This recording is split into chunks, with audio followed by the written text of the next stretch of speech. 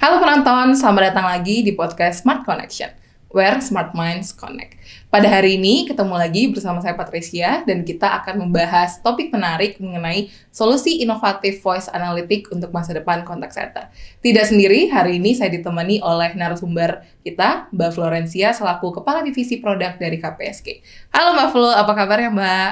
Halo Patre, baik. Patre apa kabar? Tentunya baik. Mbak Flo kan udah lama ya Mbak ya berkecimpung di dunia contact center ya, kurang lebih 16 tahun ya? Iya, betul Patre. Oke, nah kalau ngomongin mengenai contact center nih Mbak, terutama operationnya ya, kan pasti tidak terlepas dari data. Bagaimana menurut Mbak Flo? Pertanyaan yang bagus banget. Iya, benar. Data itu kalau di era digital ini kan aset ya. Pernah dengar kan? Data is the new oil gitu. Oke. Jadi kalau data operation ini di contact center bisa diolah dan digunakan dengan baik, dia akan memberikan insight yang sangat berharga loh untuk perusahaan. Menarik tadi, data is a new oil. Kalau ngomongin kegunaan data sendiri di contact center seperti apa sih Mbak Flo? Nah, ya betul. Nah, data ini kan kalau data di contact center itu kan jumlahnya sangat besar, gitu, volumenya sangat besar. Nah, kalau di operation dengan data yang besar ini kan kita bisa tahu ya, kita bisa tahu di operation ini sudah berjalan dengan baik belum? Ada yang perlu diimprove kah dari sisi performance? Ada yang perlu direduce kah untuk cost-nya gitu kan? Nah kemudian contact center juga bisa menganalisis nih, bisa melihat gitu dari sisi customer-nya, segmentasinya seperti apa, profiling customer-nya seperti apa, sehingga produknya bisa tertarget nih ke customer-customer yang memang benar membutuhkan.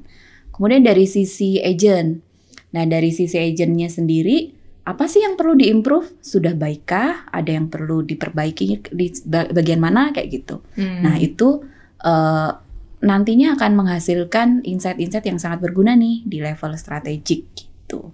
Nah kalau ngomongin data, terutama di operation contact center kan pasti jumlahnya sangat banyak ya Mbak ya. Apalagi untuk operation contact center yang mungkin udah berjalan puluhan tahun gitu ya Mbak Flo. Ada nggak sih tantangan yang ditemui Mbak? Nah betul banget Patre, pasti tantangannya banyak ya. Tadi dari volume data yang sangat banyak, bukan cuma volumenya aja, tapi dari keberagaman datanya gitu. Jadi kan kalau telemarketing misalnya, spesifik di telemarketing itu data interaksinya kan berupa percakapan telepon.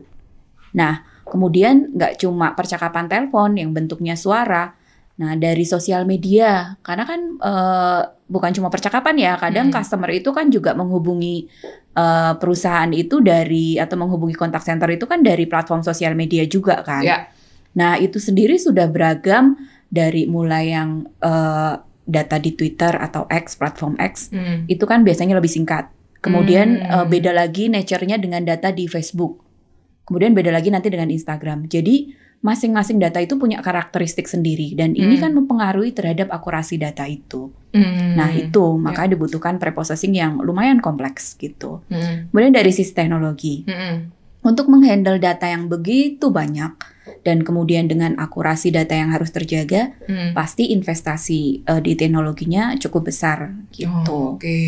Belum lagi di sisi people-nya gitu. Jadi butuh juga tenaga-tenaga yang ahli di bidang data analitik, data science, dan data visualization gitu loh. Jadi untuk mengolah semua data ini gitu. Oke, berarti tadi kan yang disebut kan dari awal dengan banyaknya channel yang ada ya Mbak Flo ya. Jadi karakteristik pun juga berbeda, terus juga akurasi, tadi sampai ke teknologi juga Mbak Flo. Gimana sih cara mengatasi tantangan ini Mbak Flo? Nah benar, jadi meskipun tantangannya lumayan besar gitu kan, lumayan banget gitu, tapi ini juga bukan hal yang mustahil ya gitu. Jadi dengan adanya sekarang cloud computing gitu kan, dari sisi teknologi dengan adanya cloud computing itu sekarang sangat membantu ya gitu. Jadi masalah scalability gitu kan, kalau misalnya datanya besar kita bisa scale up gitu. Kemudian kalau datanya tidak begitu besar kayak gitu, kita bisa menggunakan sesuai kebutuhan lah dengan adanya cloud computing ini. Kemudian algoritma AI, machine learning itu juga semakin matang ya. Semakin tahun itu sekarang semakin matang, semakin banyak gitu kan.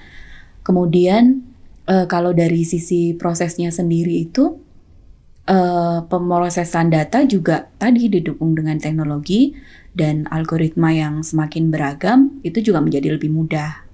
Nah, KPSG sudah menerapkan itu dengan salah satunya solusi data analitik, yaitu voice analytic.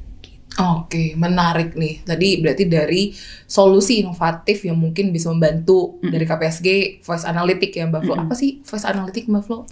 Jadi sederhananya voice analytic itu bagaimana memanfaatkan teknologi AI untuk menganalisis percakapan atau suara gitu.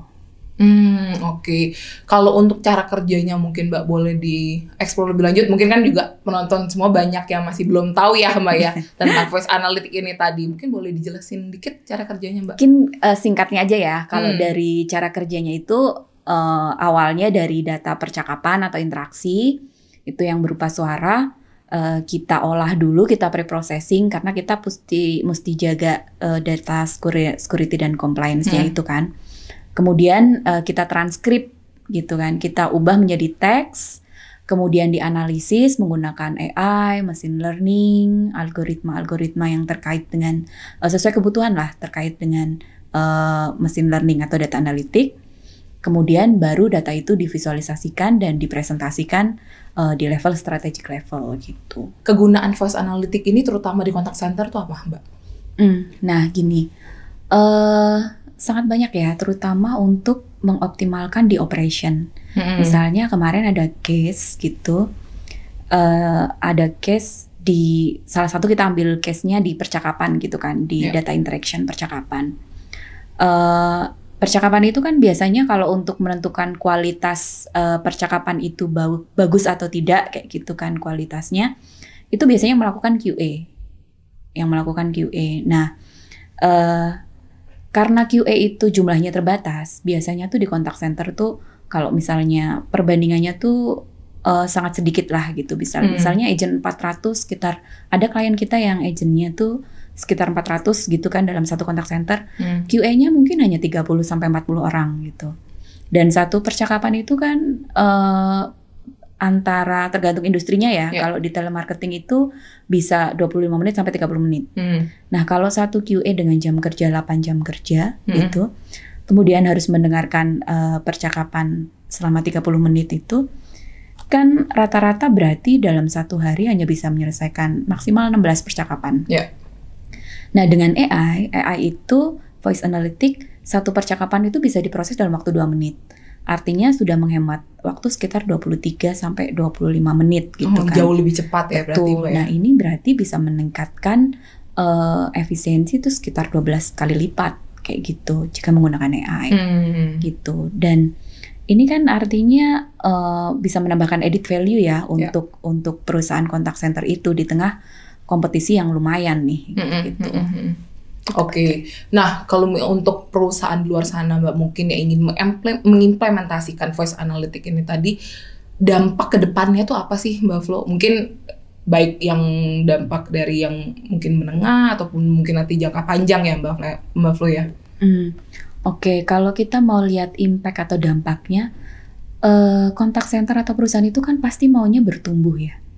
Gitu, pasti maunya bertumbuh. Nah, entah itu performansnya yang naik atau cost-nya yang berkurang atau juga kepuasan pelanggan tergantung goals-nya gitu. Nah, cuma dalam proses bertumbuh ini kan pasti ada challenge dan tantangannya. Nah, dalam proses ini data analitik atau salah satunya adalah voice analytic itu berusaha untuk menemukan nih sebenarnya di operation itu apa sih yang perlu diperbaiki gitu. Contohnya misalnya ada case di salah satu klien yang dari 100% data upload itu hanya sekitar kurang dari 1% yang sales. Sedangkan benchmarknya itu 2-5% sales.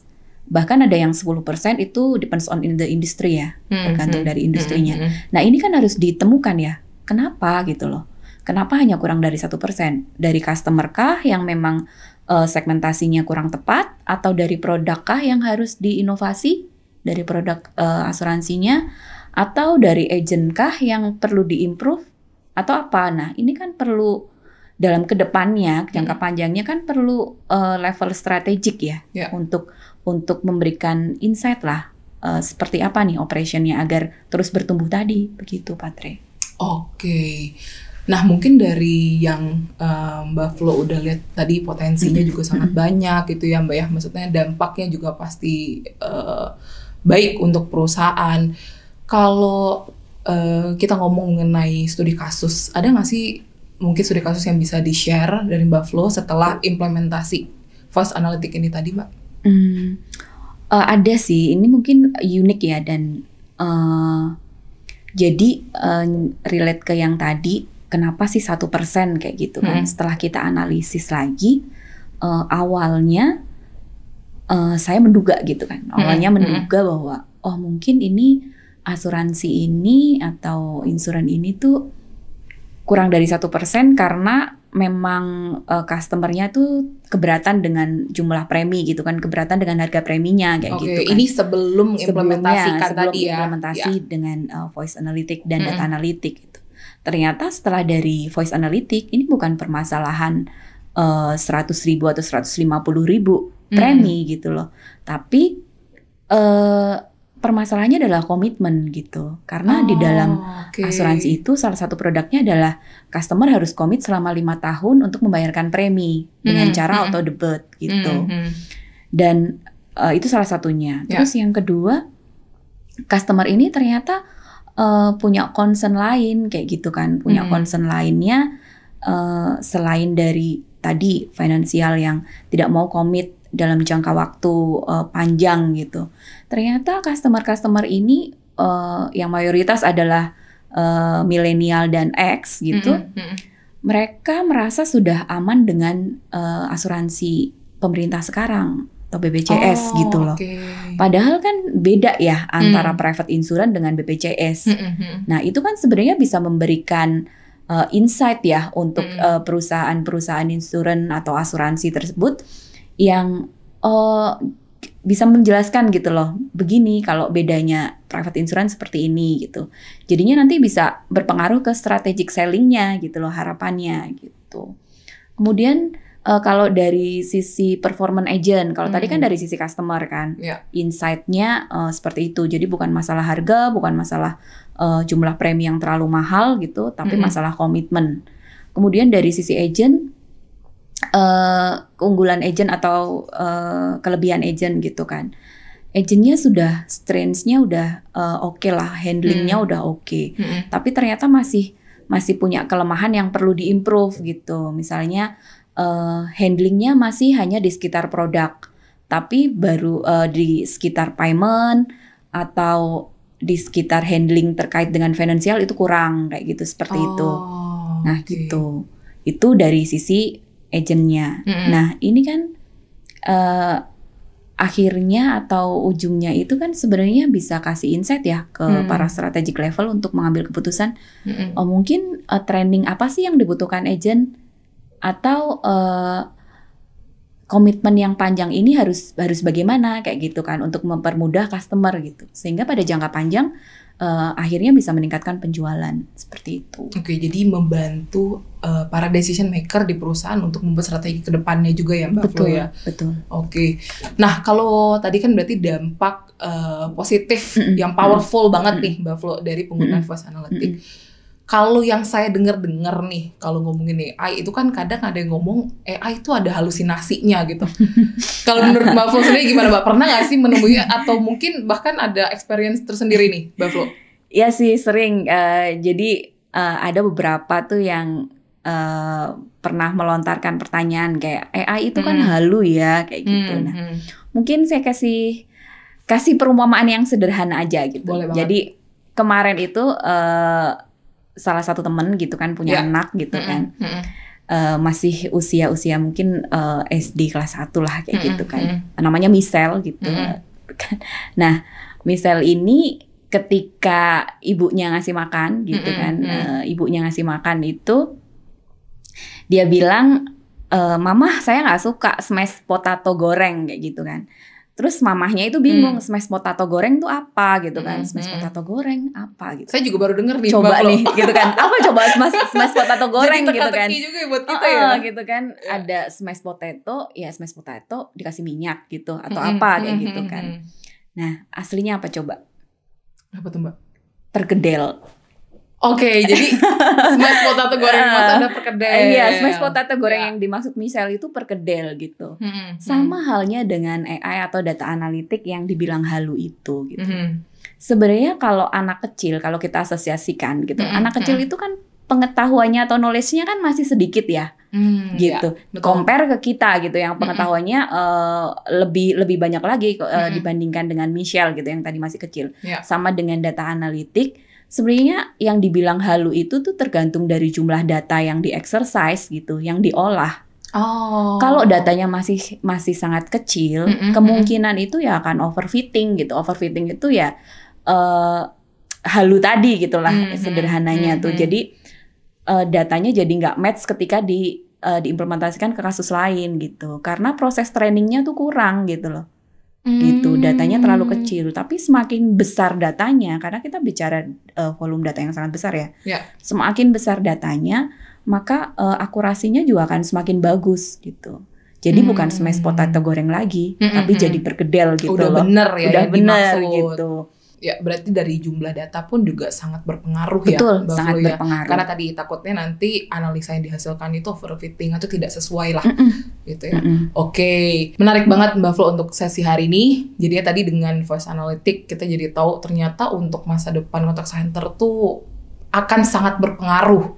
Karena solusi ini juga nanti ya tadi bisa mungkin kasih input untuk mungkin agent-agent ada yang perlu di training atau performance yang sekarang mungkin perlu diimprove lagi ya Mbak Flo ya. Terima kasih banyak Mbak Flo atas insight yang sangat menarik hari ini. Sama-sama Patre, thanks for having me. Sama-sama Mbak Flo. Untuk teman-teman semua yang ingin mengetahui lebih lanjut mengenai contact center atau tadi voice analytic, dapat mengunjungi website kami di kpsg.com. Teman-teman juga dapat mengikuti informasi kami lainnya di akun media sosial kami di bawah ini. Selain itu, jangan lupa juga untuk like, comment, subscribe, dan share video ini ke teman-teman semua. See you!